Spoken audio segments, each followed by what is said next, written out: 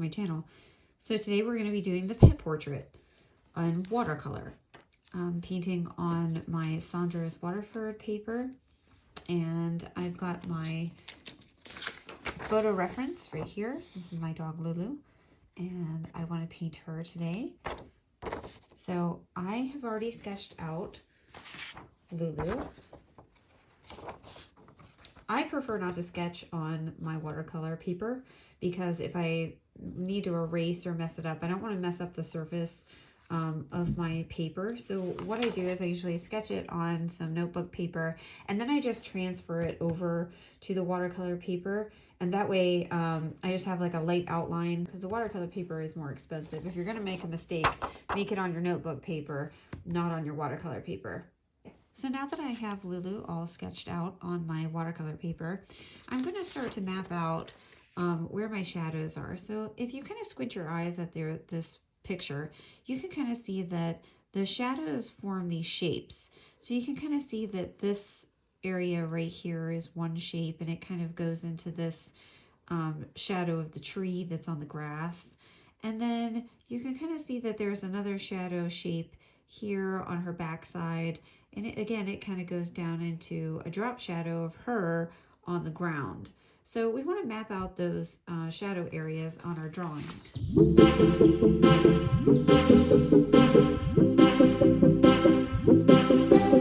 So now that I have all of my shadows mapped out, I'm going to go ahead and lay in my background. I like to do my background first and kind of leave my subject matter white. And then that way, if I know how dark to go with my shadows, that's just the way I prefer to do it. Some people prefer to paint their subject first and then do the background second. Whatever way you want to do it is fine. So here I'm just laying in my background color of the sap green and the Viridian green. And now I'm laying in my shadows with some Payne's gray.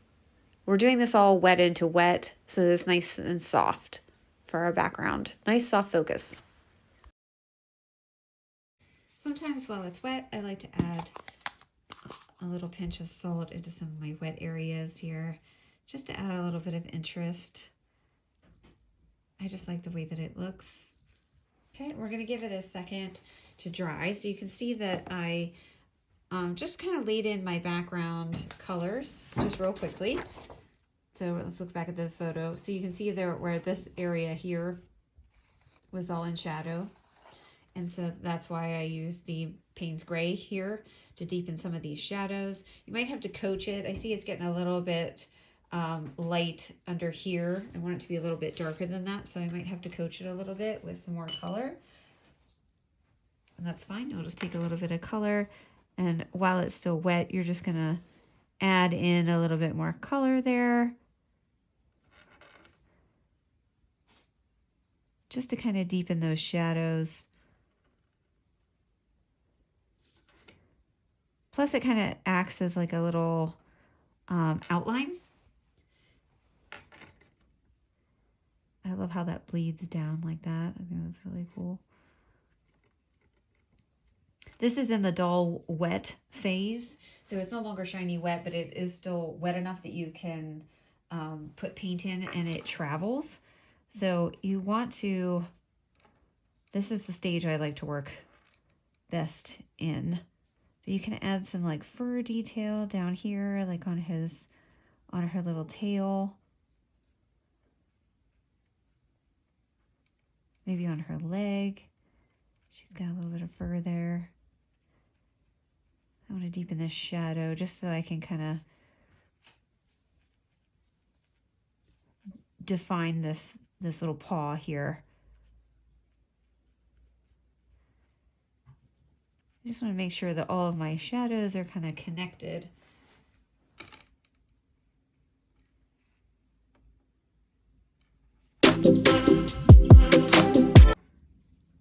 Already up here you can kind of see where that salt effect is working its magic up here. Looks pretty good.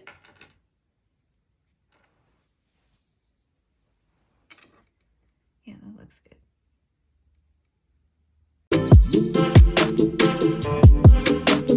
Okay, so we're just going to give it a second to dry. I'm going to let that salt kind of, see how it adds movement into your background. I just love how the salt does that without you having to paint that all in. I just think it adds a little bit of visual interest in the background. Cool. Okay, so I went ahead and I hit it with a hair dryer, and then I brushed my salt off to make sure that when I lay down paint, it won't continue that crystalline effect. I kind of like the way it looks right now. It kind of just softens edges and it gives it a little bit of a abstract interest. So now we're going to start working on our main subject, which is the dog. And let's look back at our reference photo. So you can see that Lulu has, she's not as dark in value as the shadow out here. So that's why I wanted to do the background, so that I could determine how dark I wanted to be here, so that way I knew that I had to be lighter here. Otherwise, if you try to make these two the same value, you're not going to, the dog will just sort of blend into the background, and you won't have this nice definition of your subject and the background. They'll just sort of blend in together, which makes it very confusing for your viewer. So you want to make sure that you're paying attention to the values in your original photo reference, and then try to copy that over into your painting. And then after we do, we're going to do kind of a wash phase where we just kind of get in this tawny brown, and then we're going to deepen our shadows, and then after that we're going to let it dry, and then we're going to glaze over top all the details. Okay?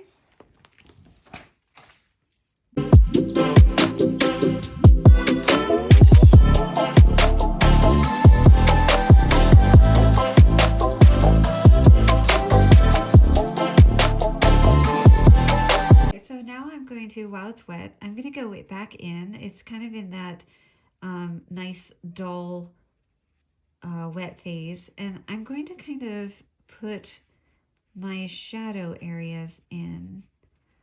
I just want to kind of get them in. Remember, we don't want to go as dark as the background because she is a light colored dog, so her shadows aren't going to be as deep as the shadows that we see in the background. So keep that in mind whenever you're painting your shadows in. They aren't going to be as dark as the background. So I'm just adding a little bit of the cerulean blue. I just want to, and I'm still looking at my reference photo too, kind of looking back at my reference photo. I just want to cool down some areas of her face and some of these areas here where the light is not touching. She's really, really dark back here and on her tail. Okay, so already you can kind of see that the shadows are already kind of forming themselves. I'm going to add just a little bit of the ultramarine blue.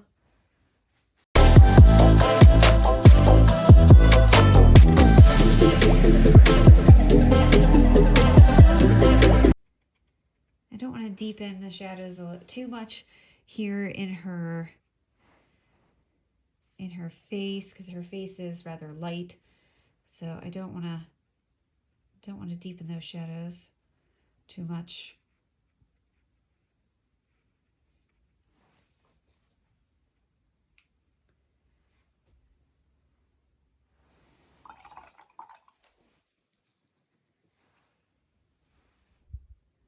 Don't forget about some reflected light. If she should have some reflected light, you want to make sure that you put some reflected light in there.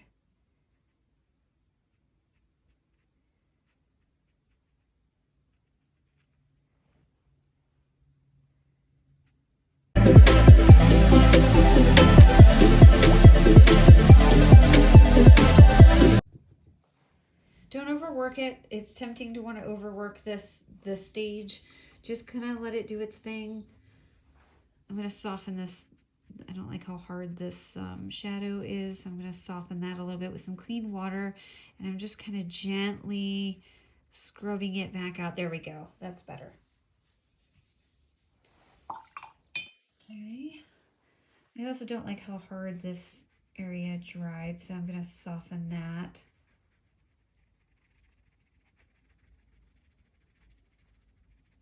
I do want that to be a lighter area. I just don't want it to be a hard shadow like that. There we go. Good. Okay, so we're gonna let that dry, and then when we come back, we're going to do a lot of the details. We're gonna glaze over top.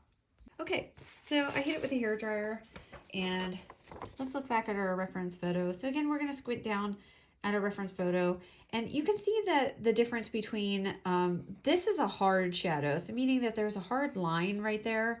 And then this is more of a soft shadow. See how fuzzy the edge is? This here is more of a soft shadow. See how it kind of graduates from her backside here, and then it kind of goes around to her little thigh area here. Also pay attention to little areas like here on her ear where she has some highlight, and then she has shadow all around it. These things are the things that add life to your painting, so you want to pay attention to those.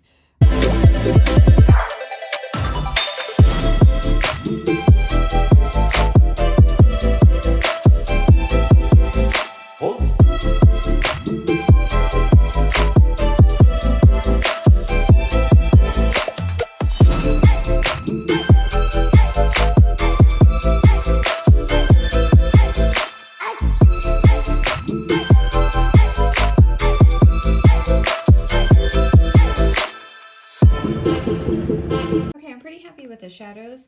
So now I'm going to start to put in some of the details. We want to darken up. This will be our final thing that we do. We want to darken up around the eye here, and we want to put her nose in here and her mouth. We want to do the details here on her collar, and then I want to add a little bit of detail here on her little, her little foot pad here, and then put a little bit of paw detail here and here.